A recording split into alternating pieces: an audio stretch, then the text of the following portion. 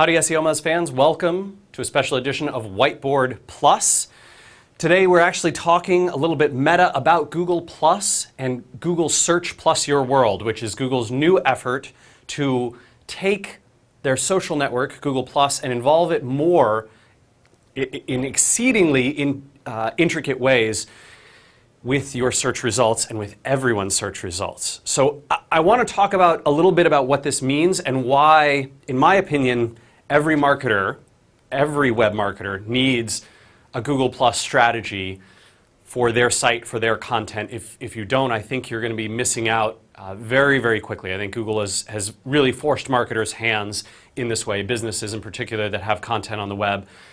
I'll show you what I mean by this. So I've got some reasons why I believe this. Number one, Google Plus is in the search results like you have never seen before. Let me illustrate for you really briefly with some search results that I've drawn up here. I even made the little icon with my finger. So when I perform a search like Rand Fishkin, and if you are connected to me on Google Plus, you'll actually see results remarkably similar to this, where my Google Plus profile outranks all my other content. There was a great rant from someone who I'm not usually a big fan of because of his denial of the power of SEO, but Jason Calacanis actually had a nice rant on Google Plus itself where he noted that his Google Plus profile was outranking all of the other content, his blog, his Twitter profile. My wife noticed the same thing for her Everywhereist account for her travel blog, how essentially Google Plus had taken over the #1 spot for a lot of brand names and personal names,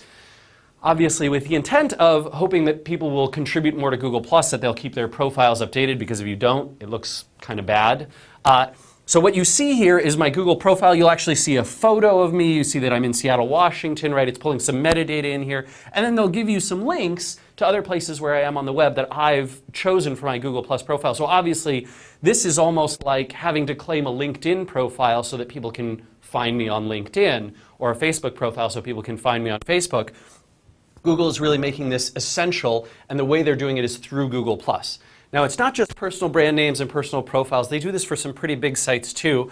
And in fact, you'll also see a ton of other Google Plus stuff inside the search results. I'll show you what I mean here. So you can see obviously the +1, but they will often have a count of +1s that come from that. They'll also have people who in your network have +1'd or shared a particular result, and those are essentially almost rich snippets, rich data that you can't get any other way. There's no other way to get people in your network whose profile is connected. It's not like they're going to show you, people who liked SEO Muzz's Facebook page, or people who follow SEO Muzz on Twitter who you also follow. This Google Plus has become one of the only ways to get the social proof that you used to be able to get through all sorts of Google social search. Now, this being said, Matt Cutts did point out, Matt Cutts is one of the search quality engineers over at Google, runs the web spam team there. He did point out that for a few other networks, Flickr, Quora, FriendFeed, which was bought by Facebook, and a couple others, sometimes those results can be in here as well. It's extremely rare. You can find it, but it's tough to see. And Google Plus is clearly the best and easiest way to get into this type of markup, into these kinds of results. And remember, this stuff, not only is it appearing, it pushes results higher. So for example, if I am searching for something and let's say Kenny Martin from SEO Muzz has shared something on Google Plus, or he's +1'd it, I am likely to see that higher in my search results because I follow, Kenny is in one of my circles on Google Plus.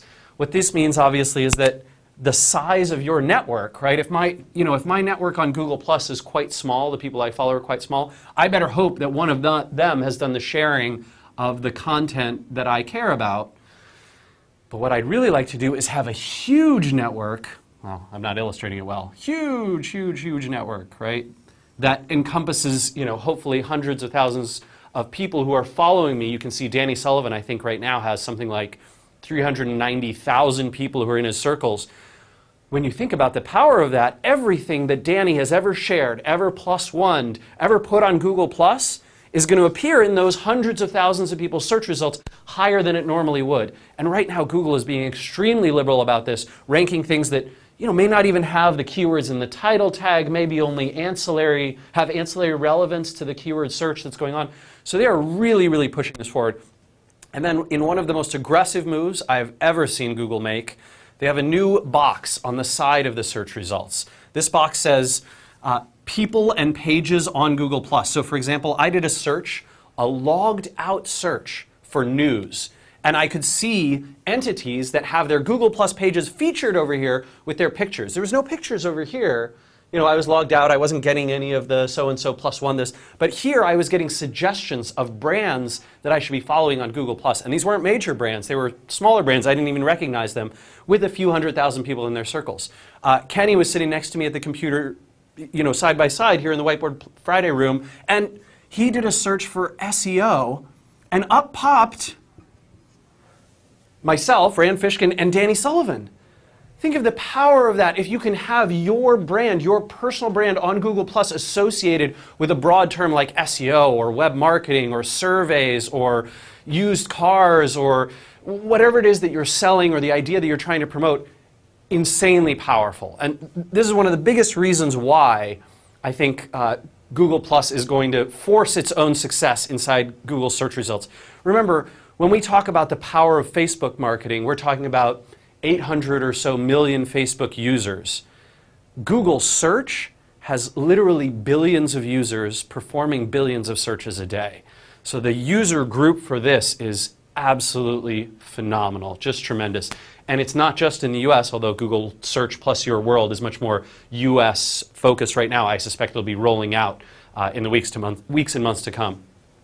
So obviously, Google Plus in search results, the personalization that we talked about where these results are ranking higher, you can see an example of that down here. Your images related to, you'll see this little icon, this guy here. When you see that icon, that means it's being personalized. Google Plus is essentially personalizing your results inside of Google Search to show you content that they think is either your content or content of people that you're connected to. Photos is one of the most obvious ones that they're showing right now, but they'll show you profiles, they'll show you links and URLs that have been shared, that you've shared, that they think are part of your world. Fascinating stuff, but definitely a bias towards Google Plus related content. If you're sharing on Facebook, on Twitter, on LinkedIn, you're rarely ever going to see this here unless you have some very deep social connections, often through Google Plus or through Cara, which is kind of how Google is accessing social data to Twitter and Facebook right now. Number 3, Google Plus adoption. I think things like this, right? Look at this. Learn how you could appear here too. There's a link right there so that for those searches, when CNN does a search for news and they go, where are we? Well, learn how you could appear here too. Oh, well, we better get on that. We got to get a campaign going. If we don't, we're going to be losing out because they know people are going to be clicking on these results rather than on these results. And the adoption of Google Plus, something over 60 million users right now. I would suspect that number rises to 100 million very fast, almost certainly by the end of this year. The richness of the snippets and markup. You can see the visuals in here, the visuals on the side, the visuals with the personal elements, with the images, with the icons of people that you know and follow, and entities and brands that you know and follow on the service. That's going to be absolutely huge. Imagine having the ability to have endorsements of your brand from people that your customers already know. I think that's going to be a big one. Number 5, I see Google using this long term, perhaps even in the short term if they can get enough adoption, for web spam and search quality signals. Essentially saying, hey, this brand, this entity, this website, these URLs, they have no activity whatsoever in our social graph, right? They haven't been shared through any service that we can connect to, nor have they been shared on Google Plus or Plus One. I'm not so sure that this website is of high quality. It just seems to have a bunch of links pointing to it. Perhaps we should be discounting some of that link graph unless there's social supporting elements. And I think over time, that's one of the ways that they intend to fight manipulative link spam. So definitely, people need to be thinking about that from a marketing perspective. And number 6, the biasing to social and Google Plus in search. For a long time, search results had, you could do a search like this. You would see some social results. They'd generally be the 1 or 2 bottom results if there was something relevant. But nowadays, you're seeing that Google is essentially saying, you know what, we are willing to forego a little bit of quality and relevance in favor of showing Google Plus and social stuff in our results more heavily. I think that's them saying, we're going all in, baby. Now, this being said, I won't get into it, but I think there are certainly some risks for Google, that quality and relevancy stuff.